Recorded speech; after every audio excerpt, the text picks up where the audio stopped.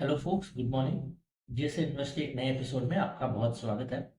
आज हम डिस्कस करने वाले हैं एक ऐसा सेक्टर जो पिछले कुछ सालों में थोड़ा टर्बुलेंट रहा है, बट आगे वाले आने में कुछ सालों में हमें काफ़ी अच्छा ग्रोथ और काफ़ी अच्छा ट्रैजेक्टरी दे सकता है, राइट। तो ये सेक्टर है केमिकल्स। एंड केमिकल्स का ना सिर्फ इन्वेस्टर्स का इस सेक्टर पर नज़र है, बट इवन गवर्नमेंट इस सेक्टर को ग्रो करने के लिए काफ़ी फोकस कर रही है। फॉर कंटेक्स्ट, आज की तारीख में अगर आप इंडियन केमिकल्स का ब्रेकअप देखोगे as a proportion of global chemicals, वो लगभग 3% के आसपास है, जिसे हम 2030 तक लगभग 6% पे ले जाने की कोशिश कर रहे हैं, राइट। तो इसके लिए गवर्नमेंट ने रिसेंटली एक पेपर ले आया था, नीति आयोग, जिसमें एक 7 पॉइंट एजेंडा नोट डाउन किया था, जिसके थ्रू हम अपने देश का केमिकल इंडस्ट्री ग्रो कर सकते हैं, राइट। तो आज के इस एपिसोड में हम दो चीज़ों पे फोकस करेंगे। पहले तो इस चीज़ पे फोकस करेंगे कि ये 7 पॉइंट एजेंडा में क्या क्या इंक्लूडेड है, राइट। तो क्या किस चीज़ों पे गवर्नमेंट फोकस कर रही है ताकि इससे हमारा केमिकल सेक्टर बढ़ सके। और सेकंड चीज़ जो हम देखेंगे, जो हमारे लिए ज़्यादा इंपॉर्टेंट है, वो ये है कि ये एजेंडा का हमारा इन्वेस्टमेंट जर्नी पे क्या बेनिफिट होगा, राइट। तो वो कौन से स्पेसेस हैं, कौन से सब सेक्टर्स हैं जिस पे हम फोकस कर सकते हैं, जिन पे इन गवर्नमेंट ने ऑलरेडी हिंट कर चुका है, राइट। तो अगर गवर्नमेंट हमको ऑलरेडी बोल रहा है कि मैं ये एक्स वाई जेड करने वाला हूँ, और ये एक्स वाई जेड की वजह से मेरे को पता है कि ये 4-5 सब सेक्टर्स ज़्यादा बेटर करेंगे, तो as an investor I would rather focus on the parts of the market where the government wants to focus, where I have a natural tendency to grow faster and kind of benefit more, right? तो दोनों चीजों पे हम focus करेंगे। एक जो नीति आयोग की report का समरी है, ताकि जिन लोगों को नीति आयोग की रिपोर्ट में इंटरेस्ट है वो भी इससे कुछ सीख सके। एंड सेकेंड, इसके प्रैक्टिकल एप्लीकेशन, राइट। तो किसी भी ग्रोथ एजेंडा, किसी भी प्लान के स्टार्ट में आपको एक बेंचमार्क रखना काफी इंपॉर्टेंट है, राइट। एक कोई और कंट्री देखो जो ऐसा ही जर्नी चार्ट कर चुका है, और फिर उन्होंने जो सही किया है उससे आप कुछ सीख लेके आप भी सीख सकते हो, राइट। तो चाइना का ये ट्रैजेक्टरी ऑलरेडी हो चुका है, राइट। तो China in 2020 was 6% of global chemicals. In 2022, China is 33-34% of global chemicals, right? So over a 20-year period, over a 2 decade period, China ने अपना share of global chemicals almost 5x कर दिया, right? Which is a very very remarkable journey. और इन्होंने कुछ चीजें अपने इस जर्नी में सही की थी, राइट। जैसे उन्होंने एक अपना केमिकल क्लस्टर बनाया, जहाँ पे एक टाइप के केमिकल के सारे specialty chemicals, feed stocks, intermediary, logistics सारा सॉर्टेड है उस एक क्लस्टर में, ताकि that one cluster can become the global market leader in that particular sub commodity, right. ये उन्होंने अक्रॉस इंडस्ट्रीज किया है, बट केमिकल्स में this is work very well for them. And a lot of these clusters are located closer to ports. तो ports के पास में आपने ऐसा एक क्लस्टर बना दिया, ताकि both from sourcing the feedstock to exporting out your finish specialty chemicals, आपको एंड टू एंड सारा प्रोसेस सॉर्टेड रहेगा, राइट। इसके अलावा to move towards more on the specialty side, इन्होंने काफी ग्लोबल कंपनीज के साथ पार्टनरशिप्स की, क्योंकि ग्लोबल कंपनीज R&D वगैरह में काफी ज्यादा इन्वेस्ट करती है। तो in terms of their process technology, their product technology, global companies के पास काफी थी। तो उन्होंने ग्लोबल कंपनीज के साथ पार्टनरशिप किया, प्लस गवर्नमेंट पे सब्सिडीज, गवर्नमेंट का FTAs पे फोकस, काफी चीजों की वजह से China is where it is today in its global chemical presence, right. But अभी हमको पता है कि broadly there is a trend moving away from China, and अगर इंडिया को उससे बेनिफिट करना है, तो हमको ऑब्वियसली जो मार्केट लीडर्स हैं जिन्होंने इसको सक्सेसफुली इंप्लीमेंट किया है, उससे कुछ सीख लेने की जरूरत है, और वही सीख लेके नीति आयोग ने ये 7 पॉइंट एजेंडा बनाया है, राइट। तो इसमें पहला चीज ये है कि हमको वर्ल्ड क्लास केमिकल हब्स बनाने हैं, राइट। तो you will have a hub जहाँ पे आपका not only core chemical industry हो, बट आपके जो सारे एंसिलरी इंडस्ट्रीज हैं अराउंड केमिकल्स, वो भी उसी हब में हो, ताकि एक कंसोलिडेटेड यूनिट में सारा काम हो जाए, राइट। फॉर एग्जाम्पल, आपका जब केमिकल्स एक्सपोर्ट होता है, तो for your chemical exports you need specialized storage, right? You need IBC containers. For even your chemical production and storage, you need a particular type of containers, etc. तो आपका पूरा जो storage वाला एक logistic सब इंडस्ट्री है, वो एक जगह पे आ जाएगा। आपका सारे यूटिलिटीज जो भी उस केमिकल कोहर्ट को लगेगा, वो सारी यूटिलिटीज एक साथ मिल जाएंगे। आपका chemical bulk storage is a very big problem in India, right? तो उतना बल्क स्टोरेज कैपेसिटी है नहीं, जिसकी वजह से हर चीज में प्रेशर हो जाता है, राइट? अगर आपके पास बल्क स्टोरेज नहीं है तो right from procurement to inventory planning to every part of your chemical process journey is hindered a bit, right? So the strategy there here is to have at least 4 large hubs. तो जो 4 major hubs identify किए हैं उन्होंने, पहला है गुजरात वाला chemical hub जो दहेज वाले बेल्ट पे है। सेकंड है ओडिशा वाला हब जो पैराडीप वाले बेल्ट में है। थर्ड इज आंध्र प्रदेश वाला हब, राइट? जो अपना काकीनाडा से लेके विशाखापट्टनम वाले बेल्ट में रहेगा। और चौथा है तमिलनाडु वाला हब जो कुडलोर से नागलीपट्टनम वाले बेल्ट में रहेगा। तो 4 मेजर केमिकल हब्स बनाने का डिसाइड किया है, और इसमें भी उन्होंने ग्लोबल जो बेस्ट प्रैक्टिसेस है उससे कुछ सीख लिया जाए। जैसे जूरोंग केमिकल पार्क है सिंगापुर में, which is amongst the best run global chemical park, right? And उन्होंने भी यहाँ पे एक सिमिलर अप्रोच यूज किया है कि right from logistics to ancillary industries जो इनको सप्लाई करेंगे पैकेजिंग इक्विपमेंट्स वगैरह, to the core industry, to the feedstock processing industry, all of that will be in one concentrated hub, ताकि वो ओवरऑल आपके बाकी एनवायरमेंट के बेनिफिट्स आपको मिले and you become the lowest cost producer of that particular item and become globally competitive, right? तो किसी भी केमिकल में अगर हमको नंबर 1 होना है, we have to have not only cost efficiencies but very high worker productivity, very high logistics efficiency, all of that combined in a single ecosystem, जो हम ये हब्स के थ्रू ट्राई करेंगे, राइट?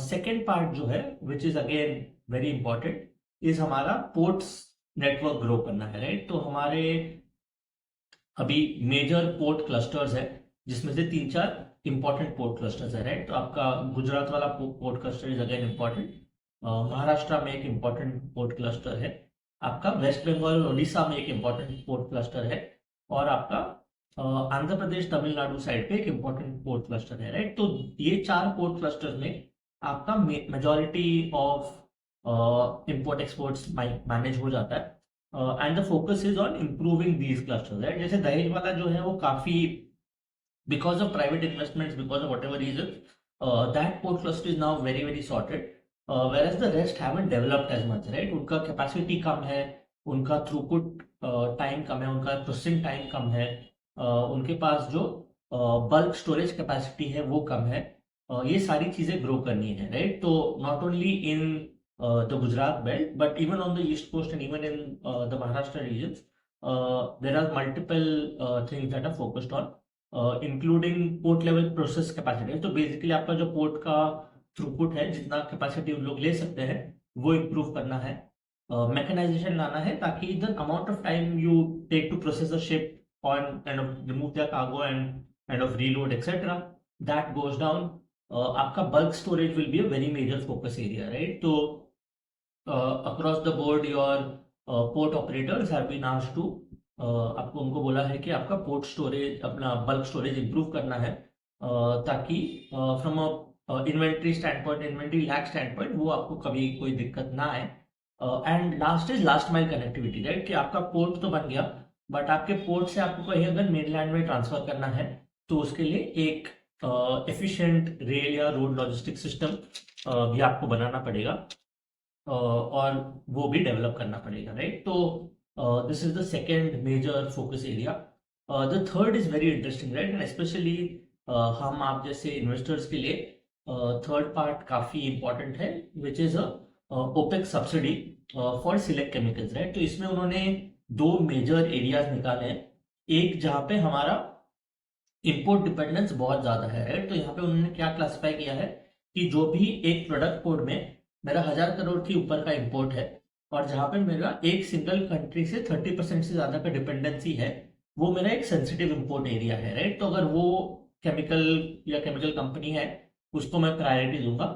सिमिलरली एक्सपोर्ट फ्रंट पे अगर मेरा किसी एक प्रोडक्ट, केमिकल प्रोडक्ट कैटेगरी में 1000 करोड़ के ऊपर का एक्सपोर्ट है, एंड अगर इंडिया का शेयर उस एक्सपोर्ट सेगमेंट में 10% से ऊपर है, तो दैट इज वन एरिया जहां पे on the export front India is doing quite well.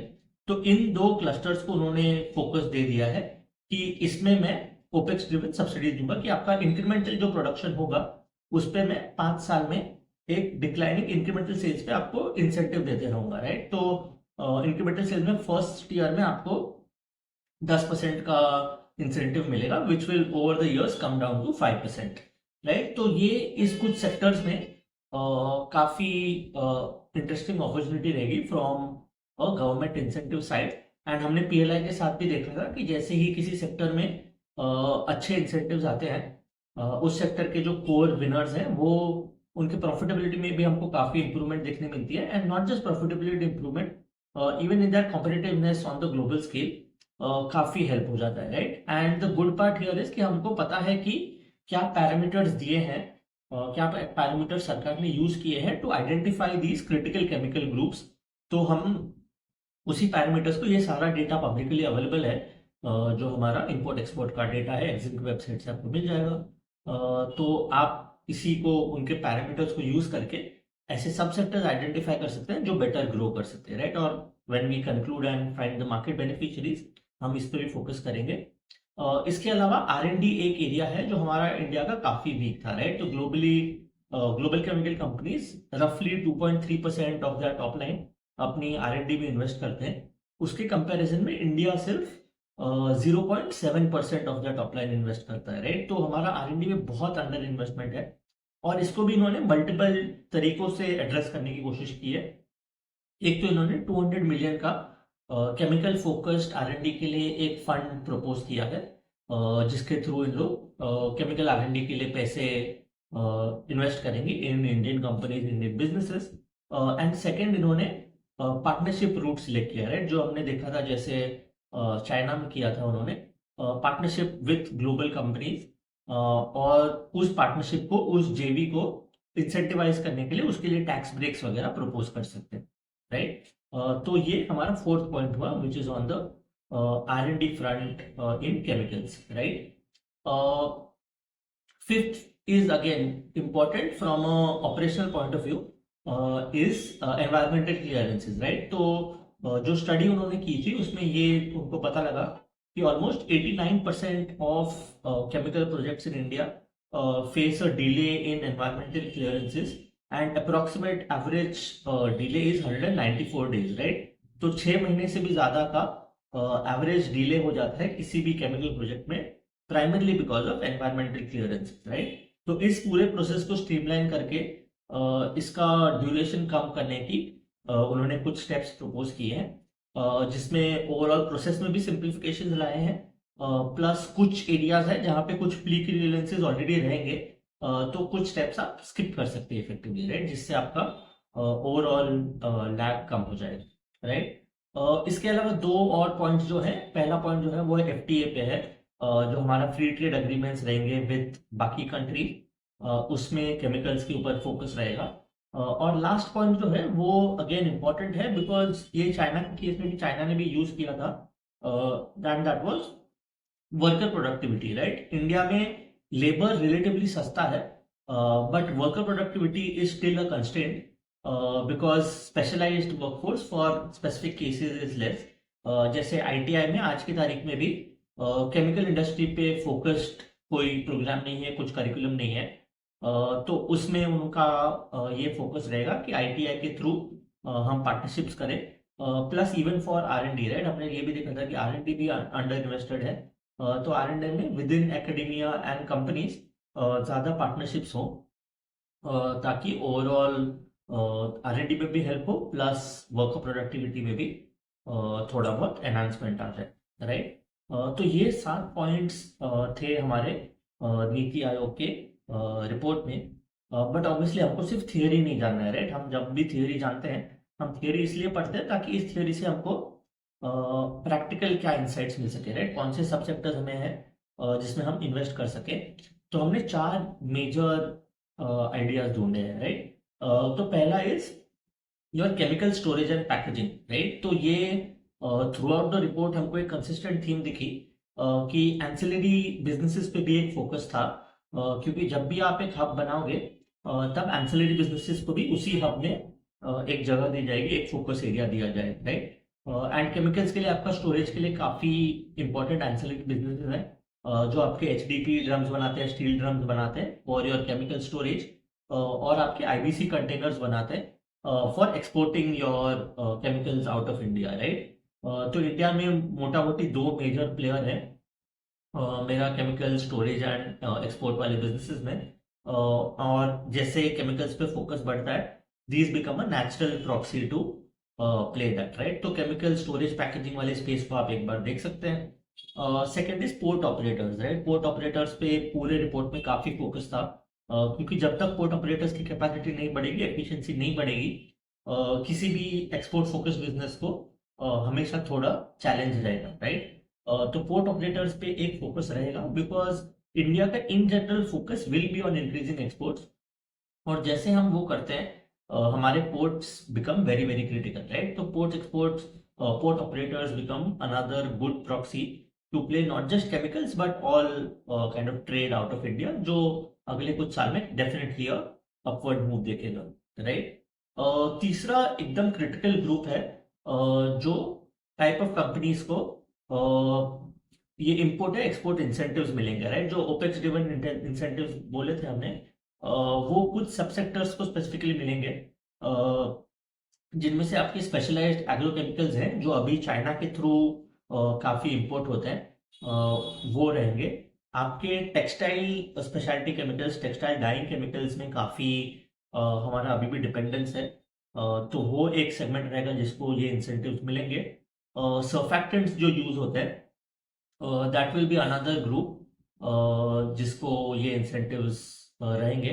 और आपका कंस्ट्रक्शन कोटिंग, कंस्ट्रक्शन एडिसिव्स जो एक रहेगा, दैट इज अनदर सब sector which will also benefit from these incentives, right. तो ये उन्होंने अपने रिपोर्ट में सारा ये दे रखा है, जो उन्होंने पैरामीटर्स यूज किए, राइट। तो वो पैरामीटर्स यूज करके ये 3-4 सेक्टर्स उभर के आते हैं जहाँ पे ऐसी टाइप के केमिकल्स ज्यादा हैं जिनको इंसेंटिव्स मिलने की पॉसिबिलिटी है, right. And lastly, because there is a focus on global partnerships, right. Global partnerships, global R&D के ऊपर फोकस है, तो जिन कंपनीज का ऑलरेडी ट्रैक रिकॉर्ड है ग्लोबल कंपनीज के साथ पार्टनरशिप्स रखने में और जेवीज बनाने में, उनको स्पेशली एडवांटेज होगा, क्योंकि उन्होंने काफी मेजर कंपनीज के साथ ऑलरेडी ये पार्टनरशिप्स कर चुके हैं, राइट। तो इंक्रीमेंटली पार्टनरशिप साइन करना भी उनके लिए काफी इजी रहेगा, और जैसे जैसे ऐसे जेवीज को इंसेंटिवाइज किया जाएगा, जो कंपनी ऐसे इंटरनेशनल पार्टनरशिप्स कर चुकी हैं उनको स्पेशली एडवांटेज रहेगा, राइट। एंड हियर हमको लगता है कि एग्री केमिकल्स एक ऐसा स्पेस है जहाँ पे अक्रॉस द बोर्ड काफी पार्टनरशिप्स हो रखे हैं, बिकॉज काफी आपके एग्रीकेमिकल टेक्निकल्स वगैरह के लिए आपको ग्लोबल पार्टनरशिप की जरूरत होती है, राइट। तो एग्रीकेमिकल्स, जो टेक्निकल एग्रीकेमिकल्स वाला स्पेस है, वहाँ पे ये ऑलरेडी हो चुका है काफी, एक प्रेसिडेंट सेट है ऑलरेडी, एंड इस कंपनीज को हमारे हिसाब से एक फायदा हो जाना चाहिए as and when you move to more global partnerships, right. तो ये 4 थीम्स थे, एंड ये हमारे रिपोर्ट के की लर्निंग्स थे। Obviously it will be a long journey अगले कुछ सालों में, जैसे हमारा केमिकल सेक्टर ग्रो होता है उसके साथ ये सारे ancillary sectors will also grow, and obviously हमको सिर्फ इस चीज पे फोकस नहीं करना है कि किस सेक्टर को सब्सिडी मिल रही है या किस सेक्टर को एडवांटेज मिल रहा है। जब हम कोई भी कंपनी एनालाइज कर रहे हैं, our focus should always be on finding a very efficient well run business, but ये सारे फैक्टर्स एज कैटलिस्ट ऑपरेट करते हैं, राइट। तो अगर मुझे कोई केमिकल पैकेजिंग कंपनी वैसे भी पसंद है, तो as a long term investment it will play out, but अभी मेरे को एडिशनल कैटलिस्ट मिल गया कि गवर्नमेंट भी इस पर अगर फोकस कर रही है, तो from a long term perspective my growth will be a few percentage points higher, right. तो अपना कोर फोकस वही रखना है कि आपको अच्छे कंपनीज ढूंढने हैं, but always important to understand जो टेलविंड्स सेक्टर को बेनिफिट कर सकते हैं या जो हेडविंड्स सेक्टर को हर्ट कर सकते हैं, right. And in this case we have a clear case of tailwinds जो हमारे 3-4 मेजर सेक्टर्स को बेनिफिट करेंगे, राइट। तो मेरे तरफ से पहले एपिसोड के लिए इतना ही। आई होप आपको हमारा ये सेशन अच्छा लगा होगा। अगर अच्छा लगा होगा तो अपने बाकी दोस्तों के साथ प्लीज शेयर कीजिएगा, और हमारे यूट्यूब चैनल पे प्लीज सब्सक्राइब कर दीजिए। थैंक यू, धन्यवाद।